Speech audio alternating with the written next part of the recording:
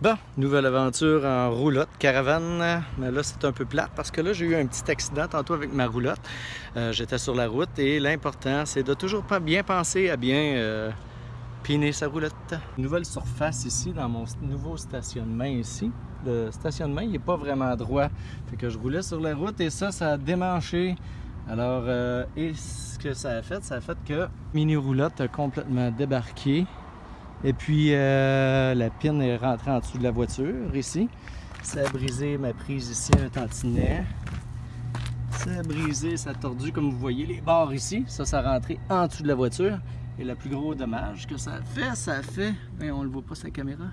You. Et le plus gros dommage est ici. Fait que la roulotte a avancé puis paf, elle a foncé dans la boule ici.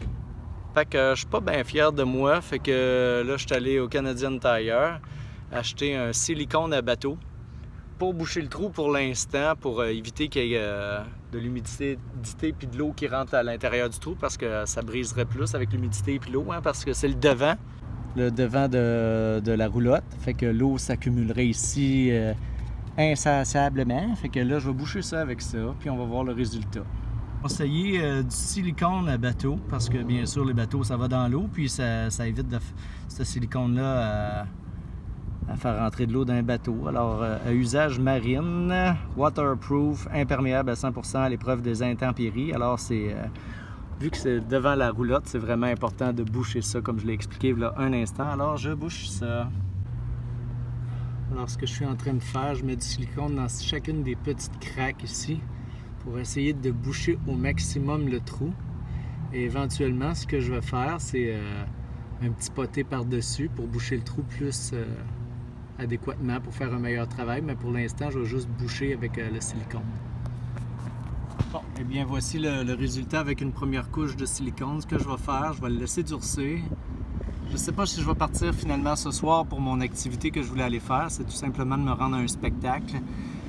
Je vais penser à ça parce que je veux que ça sèche comme il faut puis qu'il n'y ait pas de dégâts, puis il annonce de la pluie et des orages demain. Alors, je ne veux pas prendre le risque de briser ça et peut-être éventuellement le sabler et de rendre ça plus beau. Fait que le fantaisiste sur la route se trouve pas vraiment drôle de son histoire, parce que j'ai pas pris la peine de regarder si la roulotte était vraiment bien branchée, bien pinée. Fait que c'est ma petite aventure, là. J'ai pas trop brisé, j'ai pas brisé la voiture. C'est seulement le petit trou là, comme je vous ai montré dans la caravane. Fait que un fantaisiste pas vraiment fier de lui. Fait que ça a fait des petites marques pareilles.